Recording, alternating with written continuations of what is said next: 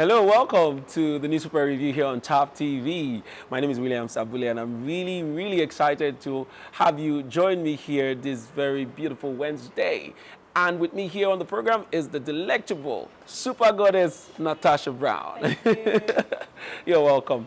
And together we're going to review the papers for today. So if this is the first time you're seeing this video and you're wondering what we're saying, well, this is where we bring you the headlines across newspapers around Nigeria. We get to review them, pick some headlines and talk about them. You can also be a part of that. How would you do that? You need to drop your comments and your reactions on the comment section. Let's hear what you think about these headlines. And of course, we are also on all the social media handles. We're on Facebook at Top TV, on Instagram it's Top TV_NG, and on Twitter it's at Top TV. So do well to connect with us on all of this platform. I'm sure you will not be disappointed.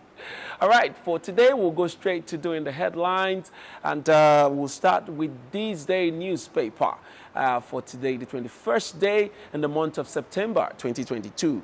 And on this day newspaper here, we see at UNGA, Sanwo-Olu woos foreign investors to Lagos, says state safest in Nigeria, declares state's GDP up by $5 billion to about $145,141 billion.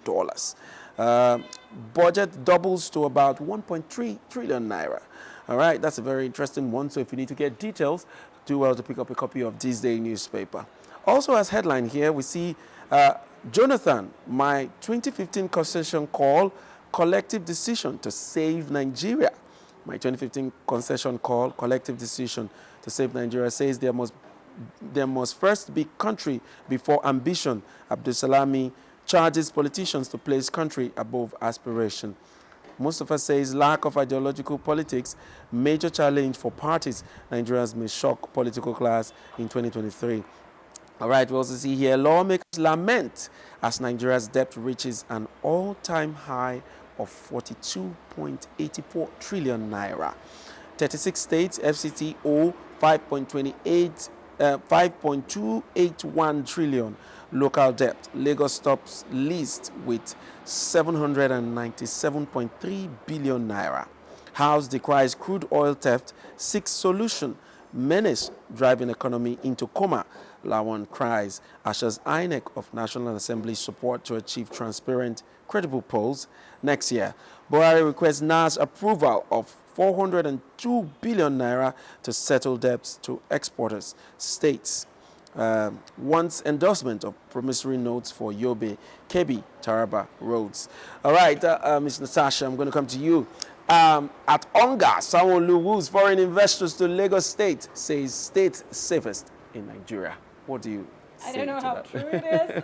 The premise saying that Lagos State is the safest because we know that we have had countless issues of robbery in traffic, live daylight. Yeah. So we've heard of all of that. We've heard of even cultism clashes and all of that. So no, Lagos not is the not the safest. safest. Yeah. But the good thing is you trying to woo foreign investors to come to your state to invest. I think that should be the number one priority of any governor. You should be able to bring foreign investment to your state because it will help grow the economy of the state and even create an enabling environment for SMEs to be able to thrive as well, because they will be able to have one or two jobs from these monies that have been put into the system, of the state. So I think that him going to Anga to try to get investors to come to Lagos State to put in their monies or maybe their product services. I think it's a beautiful thing. But at the end of the day, my subtle question is this in a bid to woo Lagosians for his second term bid? Yeah, it's true. Because the timing as well.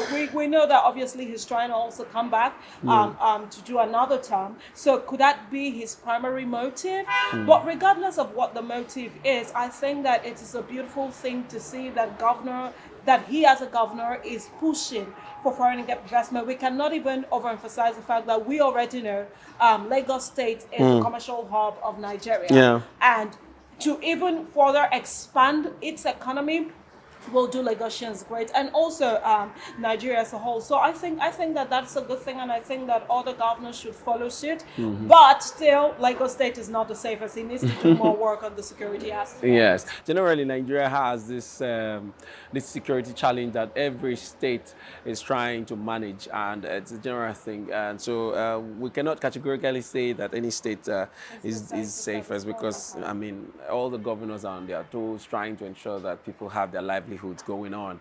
And as for the foreign investment, I think it's a very good move in the right direction. Just like you rightly said, if all things being equal in terms of security and power and all of those, I'm sure Nigeria is a very fertile ground for foreign investors, and a lot of them are really eager to come. But then, of course, safety first. It is somebody that is alive that will be able to do business and make money. So all of that, and you see that a lot of countries out there have already dished out, safety warnings. Say, okay, don't go to these parts of the country, don't go here, don't go there, and all of that is really making most of these foreign investors sit on the edge and say, okay, that place is not a safe place for us to go to. But all things, if they can handle security and power, I'm sure we'll have a whole lot of these foreign investors, trooping into the country.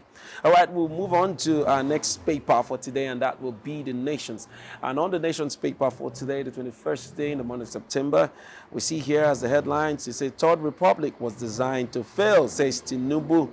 And we also see Kalu, what Igbo stand to gain in APC presidency. You find that on page 2 of The Nation's newspaper. Also on The Nation's newspaper, as the major headline here, we see Inec clears Tinubu, Atiku, Obi 15 orders for 2023 poll. All right, we also see Gbajabiamila raises hope on end to federal government ASU face off. All right, Natasha says Inec has cleared 18 presidential candidates for the 2023 general elections. What's your take on that story? My happiness about that is right now Nigerians know who our candidates are, certified. So it's not enough to say that you're unaware. We have enough time now to be able to ascertain which candidate suits our core values as Nigerians and who to go for. So for me, I know that it's a beautiful thing that they have been able to release the list, but I don't know what the 15 others are doing there on the list. I mean, I know that there's a Kwankwaso that has popularity with the North, but I don't know so much about him with the other region and the others that have come up. But we know that primarily now, the good thing is we're setting up the candidates that have been certified to run for the 2023 election first office. So right now is the time for us to open our eyes and do the needful. Yes, it's a very, very important move by Inec by declaring these candidates and, of course, letting their names out. Because one of the challenges that I have observed leading on to the general elections is awareness. There hasn't been a lot of public awareness, letting people understand. Okay, these are the candidates. Please choose wisely from the INEC side. So this is a very good move, and I hope that they're going to still do more in enlightening Nigerians just to avoid voter apathy, because it is when you don't know what's at stake, you don't know who is running, and you don't know the capacity of these candidates, that of course you say, okay, I want to stay at home. So I believe that it's a very good move from INEC, and Nigerians should take this opportunity and make good use of it leading up to the general elections. Yes, of course, vet them. I mean, get to know their capacity and then make your choice. It is important that you choose or you make a choice at this point in time. Don't let anybody influence you. Make sure you know what you want and then go out to cast your vote. It's not even just knowing what you want as a person only. You also have to think about the collective. Because if we were to say, let's focus on what it is that I really want, what I want might not be what is good for the next person or my neighbor or others out there. Yeah. So in as much as we are looking at our own selfish growth or good for ourselves, we should also look at the collective. Who stands to benefit the most from who to govern us or to be the president of this great nation come 2023. So I think that beyond what I would prefer, beyond my personal preferences, I also have to look at the collective. Yeah, I agree with So you. It's a very something important we point. should look out for. Yeah, thank you for that. All right, we'll go on to our next paper, but before we do that, we'll go on a quick break. When we come back, we'll jump into the next paper. You stay tuned.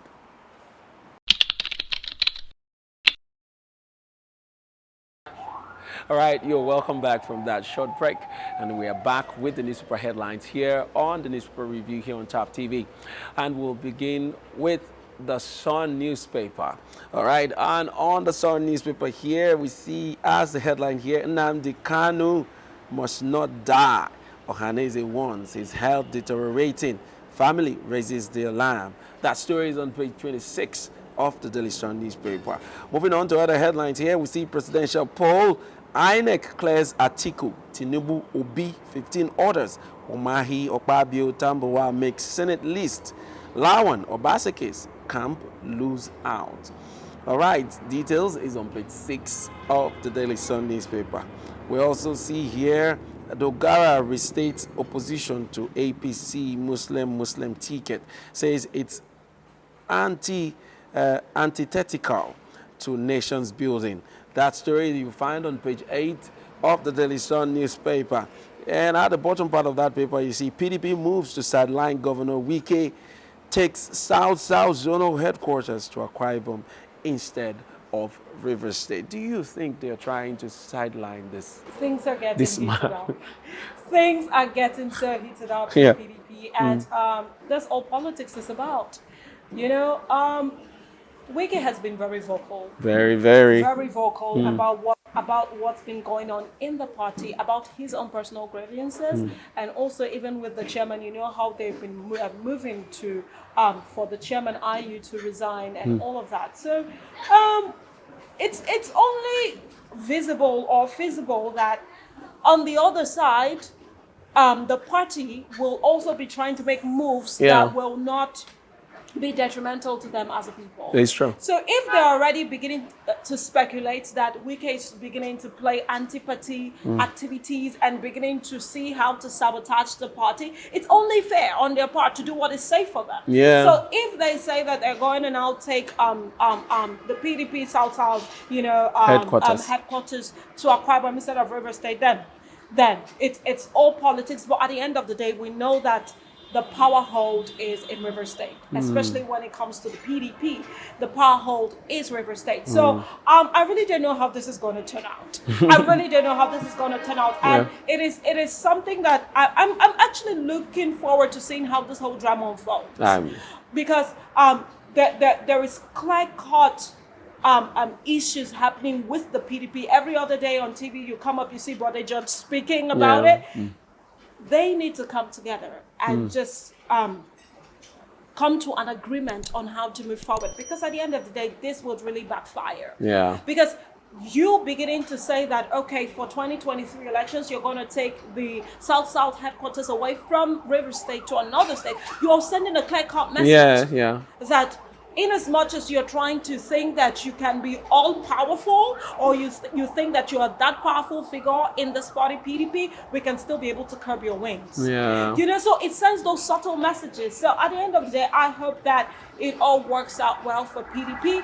For me, right now, as a citizen, I'm rooting for whoever is the best candidate to bring me goodness to this country, right? It's not necessarily about what the parties are doing, but I think that if PDP actually wants to unseat the present party APC, they need to have one front. Yes. They can't be divided. They can't even afford to be divided at this point in time because we're only a few months to the election. Yeah. You know, how's it going to go? So, well, you know, it's a dicey one. Yeah, like you rightly said, you know, the PDP is only doing what they need to do or what they can do to keep their heads above the water. And I would say that, no party is about one individual. The party and the parties that we know is not about one man. So Wike has made his point clear about being angry. And the PDP, and of course, we all know that they have sent different delegations to meet with him, to make peace and all of that. but it seemed as if they haven't reached an agreement. Sometimes it looked as if, oh, it looks like, bridge, water under the bridge. But before you know it, he's back on talking and saying stuff that is sending signals that, I'm not at peace with these people. We're not on the same page. And so, yes, PDP is only doing what they need to do to keep their heads above the water. And if they are moving, the headquarters to yes, it's a message to Wike. But that is another story entirely, because we know that Wike would have a response to all of this. And we don't know whether this response will be detrimental to the number of votes they may garner come the elections down here in the South. Because believe it or not, that man, Wike, is a force. He's a force down here in the South, especially in Rivers State. And Rivers State, if they're going to count states that will deliver any presidential candidate, Rivers State is one of those states. And for the PDP that is trying to take up power from the APC, a very powerful party, incumbent for that matter, I think they need to be united, like we have established. They need to be united. And, going further to escalate the matter may not be good for them. But then the party is not about one man. It's a collective, and everybody needs to align to the ideologies and the aspirations of these parties. Well, that's all we'll be taking this morning. I want to thank you so much, Ms. Natasha. Thank you for making it to the program. And to our viewers, you guys are the VIPs. Thank you so much for staying with us up to this time. But that's all we'll be taking today, the 21st day in the month of September. But we'd love you to join us again tomorrow for another episode of the Newspaper Review here on TAP TV. Plus, don't forget to check out our other programs here on TAP TV. We have very interesting and enlightening programs here on the station. So, do well to scroll down and then enjoy yourself. Until next time I come your way again, my name is William Sabule, and this has been the Newspaper Review on TAP TV.